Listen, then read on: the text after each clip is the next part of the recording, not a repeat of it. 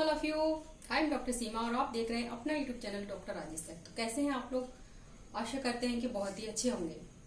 तो आप सभी लोगों का हमारे चैनल पर बहुत बहुत स्वागत है।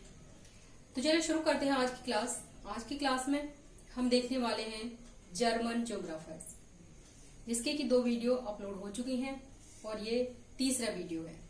और इसमें आज हम देखने वाले हैं रेटजेल महोदय को, यानी फ्रेडरिक रेटजेल महोदय। उनका भूगोल के क्षेत्र में क्या योगदान रहा है उसके बारे में चर्चा करेंगे। तो यदि आप हमारे चैनल पर फर्स्ट टाइम विजिट कर रहे हैं तो आप हमारे चैनल को सब्सक्राइब करना ना भूलें, क्योंकि आपको आगे आने वाले एग्जाम्स में जैसे कि टीजीटी, पीजीटी, यूपीएससी, आरपीएससी या फिर नेट एग्जाम में काफी हेल्प मिलेगी। तो ज्योग्राफी या मैथमेटिक्स दोनों में से किसी भी सब्जेक्ट से रिलेट करते हैं आप तो हमारे चैनल को सब्सक्राइब अवश्य कीजिए। चलिए तो शुरू करते हैं आज की क्लास। जैसे कि आप देख पा रहे हैं जर्मन भूगोलवेत्ता जो कि टॉपिक हमारा चल रहा है, उसका 3rd वीडियो है। तो इसमें फ्रेडरिक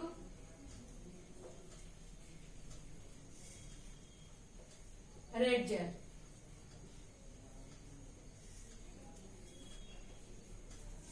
फ्रेडरिक रेटजेल का यदि देखा जाए तो जो भी क्वेश्चन अब तक बनता आया है उसमें इनके ग्रंथों से रिलेटेड क्वेश्चन बनाए, जैसे कि एंथ्रोपोजियोग्राफी जो कि इनका एक प्रसिद्ध ग्रंथ है, उससे क्वेश्चन बनते आए हैं।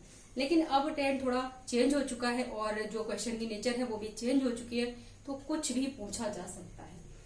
तो पॉइंट वाइज नोट करते हुए चले। सबसे पहले देखें इनका जो कार्यकाल है उसके बारे में बात करेंगे। तो 1844 में इनका जन्म हुआ है और 1904 में इनकी मृत्यु, अर्थात जो कार्यकाल है वो है 1844 से 1904। अगर दूसरी बात करें तो इनका जन्म कहाँ पर, तो जर्मनी के हैं। स्वाभाविक है कि इनका जन्म जर्मनी में ही हुआ है। और जो स्थान था, जन्म का जो स्थान है जर्मनी में, उसका नाम यदि देखें तो कार्लसरूहे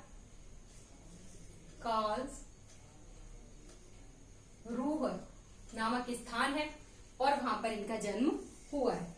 उसके बाद बात करें तो जो भूगोल के विकास का श्रेय रेटजेल को जाता है।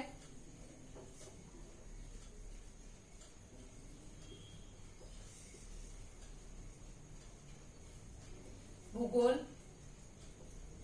के विकास का श्रेय रेटजेल महोदय को जाता है।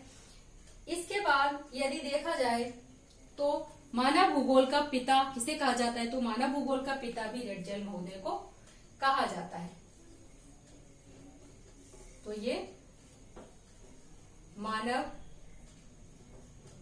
भूगोल के पिता, ठीक है। इसके अलावा यदि देखा जाए तो इनके बारे में और कौन कौन से क्वेश्चन बन सकते हैं देखते हैं। नेक्स्ट है इनका कि इन्होंने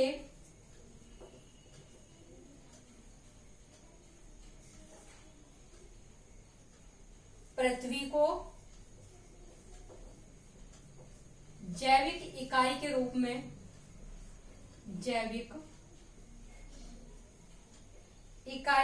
माना है,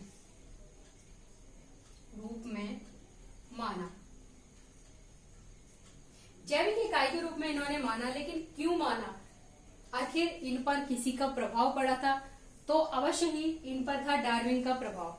डार्विन महोदय के प्रभाव के कारण ही इन्होंने जैविक इकाई के रूप में पृथ्वी को माना है। तो देखें तो कभी कभी क्वेश्चन पूछ लिया जाता है कि किन के विचारों से प्रभावित हैं, तो ये डार्विन के विचारों से प्रभावित हैं। डार्विन के विचारों से प्रभावित।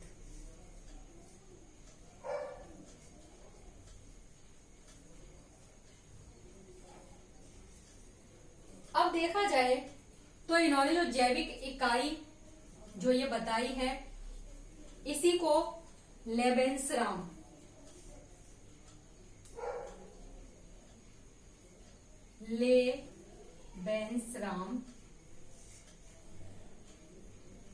कहा गया है,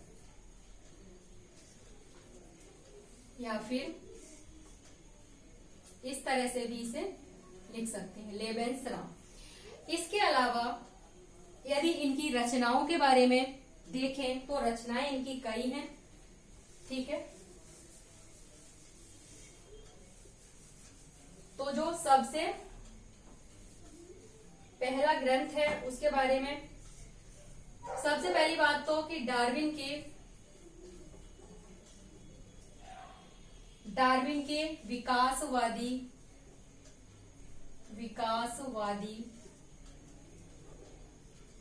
ग्रंथ की समालोचना। यहीं से सीधा क्वेश्चन पूछा जाता है कि डार्विन के विकासवादी ग्रंथ की समालोचना करने वाले विद्वान का नाम बताइए। तो वो है रेटजल महोदय। लेकिन ये इन्होंने कब की है, तो ये है 1869 में। कभी कभी डेट भी पूछ ली जाती है। नेक्स्ट बात करें अगर इनके बारे में हम, तो इनका जो ग्रंथ है एंथ्रोपोजियोग्राफी इनका जो ग्रंथ है, इसी को मानव भूगोल भी कहा जाता है। तो देखा जाए तो इसका एंथ्रोपोजियोग्राफी का जो प्रथम खंड है वो 1882 में प्रकाशित हुआ। वहीं पर यदि इसके द्वितीय खंड की बात करें तो ये हुआ था 1891 में।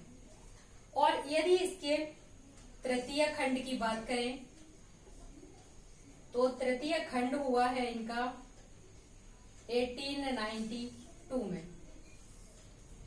क्योंकि एंथ्रोपोजियोग्राफी इनकी जो पुस्तक है, ये तो क्वेश्चन आता ही है लेकिन कभी कभी पूछ लेता है कि ये कब प्रकाशित हुई। तो पहला खंड कब हुआ, 82 में, दूसरा 91 में और तीसरा 92 में। इसके अलावा इनका जो ग्रंथ एक और है पृथ्वी और आवास, यानी कि अन्य जो ग्रंथ है उनसे भी क्वेश्चन पूछे जा सकते हैं, तो एक बार उन्हें अवश्य देख लें। एक है इनका वॉलकर कुंडी। वॉलकर कुंडी की बात करेंगे तो ये 2 खंडों में है और 2 खंडों में विभक्त है ये, जो कि एक तो 1885 में और इसका जो दूसरा है वो 1886 में प्रकाशित हुआ है। ठीक है, इसे आप नोट कर सकते हैं। इसके अलावा और भी कई ग्रंथ हैं इनके, उनके बारे में भी चर्चा कर लेते हैं। नेक्स्ट है भूमध्य सागरीय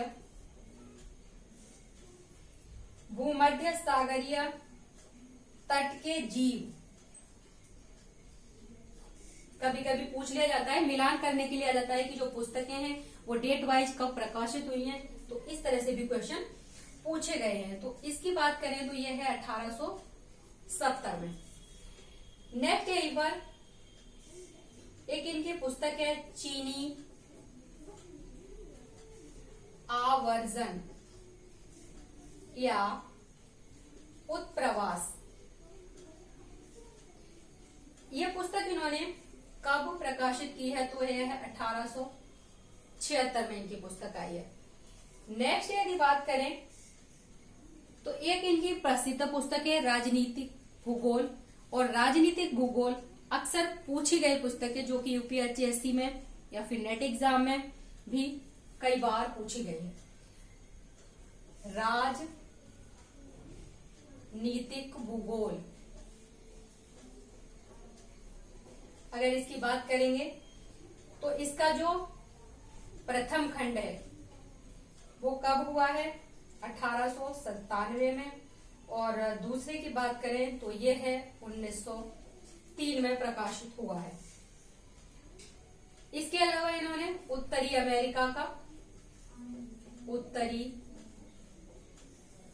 अमेरिका का राजनीतिक भूगोल,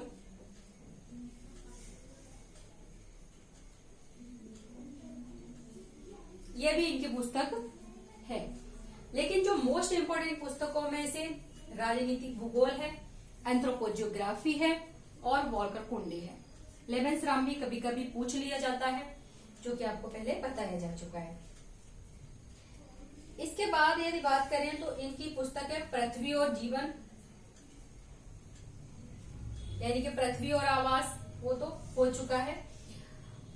उसके अलावा इन्होंने एक सिद्धांत दिया था, पार्थिव एकता सिद्धांत। ये याद करने वाला है कि पार्थिव एकता सिद्धांत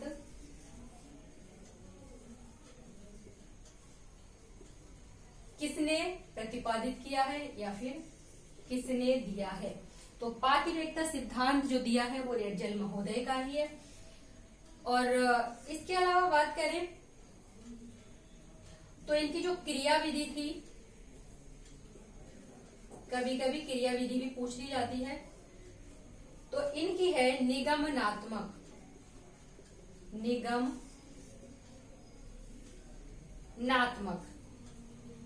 और जो एंथ्रोपोजियोग्राफी है उसको इन्होंने एक खंड में बोला कि निश्चयवादी और दूसरे में मानव केंद्रित बताया, जो कि एंथ्रोपोजियोग्राफी पुस्तक है, निश्चयवादी भी और मानव केंद्रित।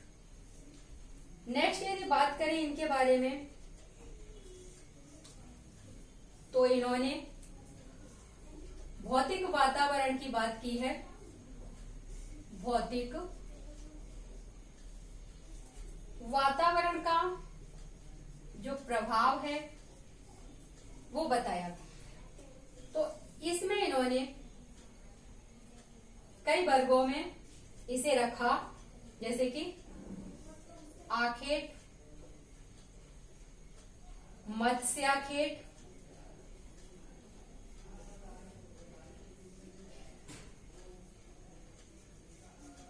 खुरपी या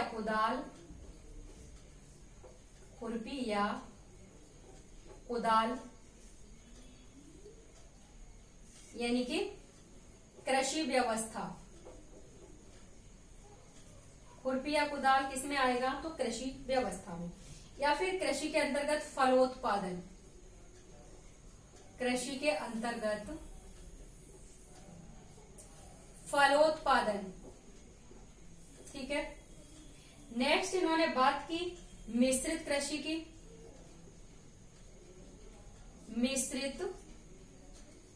कृषि की, और नेक्स्ट बागवानी और पशुपालन भी इसी में इन्होंने बताया। बागवानी और पशुपालन, कहने का तात्पर्य है कि इन्होंने भौतिक वातावरण का जो प्रभाव बताया वो किस पर है, तो वो इन सभी पर पाया जाता है, यानी कि मानव पर भौतिक वातावरण का प्रभाव किस किस के अंतर्गत है? बागवानी, पशुपालन, आखेट, मत्स्याखेट, खुरपी कुदाल यानी कृषि व्यवस्था, इधर फलों के अंतर्गत, इधर मिश्रित कृषि के अंतर्गत। तो कभी कभी इनसे भी क्वेश्चन आ जाता है। नेक्स्ट हम बात करें तो इन्होंने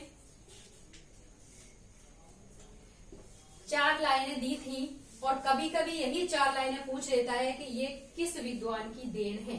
तो इन्होंने कहा था कि मानव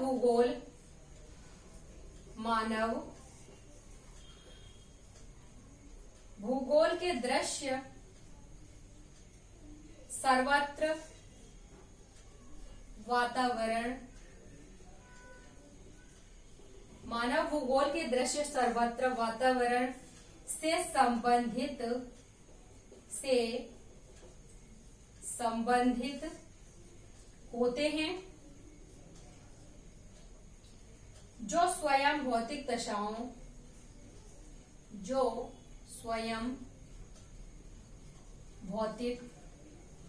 दशाओं का एक योग है। एक योग है। कभी कभी पूछ लेता है कि मानव भूगोल के दृश्य सर्वत्र वातावरण संबंधित होते हैं जो स्वयं भौतिक दशाओं का एक योग है। ये पंक्तियां किस विद्वान ने दी हैं? तो ये पंक्तियां दी है फ्रेडरिक रेटजेल ने। ठीक है, ये तो ये बातें हो गई हमारी फ्रेडरिक रेटजेल के बारे में। अब यहाँ पर एक और विद्वान बसते हैं जो कि जर्मनी से ही रिलेट करते हैं और उनका नाम है रिचथोफेन।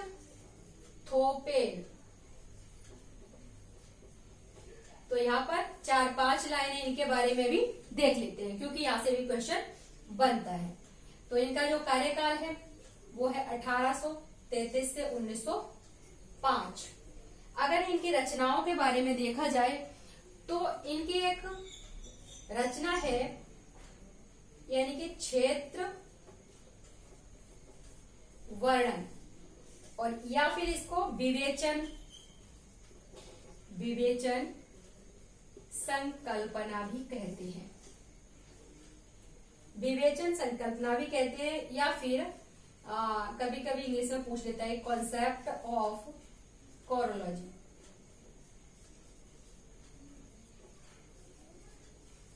कॉन्सेप्ट ऑफ कोरोलॉजी, तो ये संकल्पना किसने दी है? तो ये रिचथोफेन ने दी है।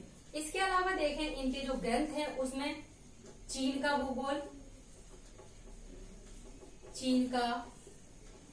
भूगोल भी इनकी देन है और ये इन्होंने 1877 से 1912 तक प्रकाशित कराया है। इसके अलावा देखा जाए तो भूगोल की समस्याएं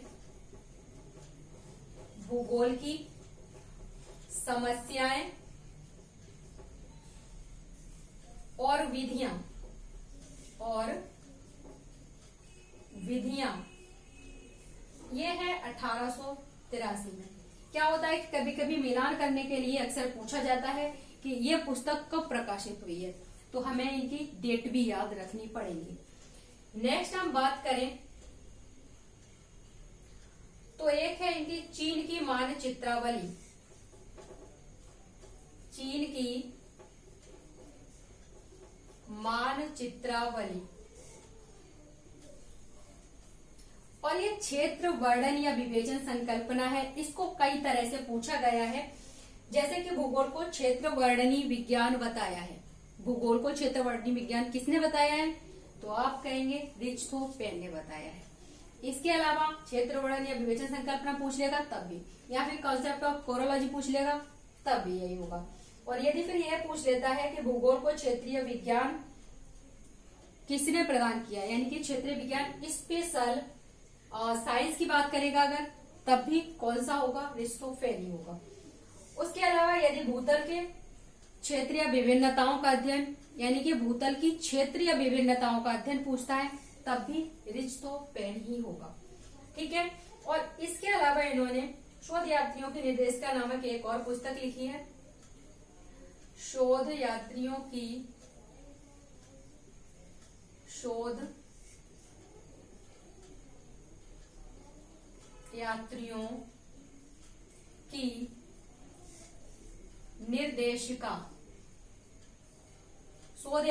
निर्देशिका नामक पुस्तक भी इन्होंने लिखी है। तो ये हो गया रिचथोफेन के बारे में।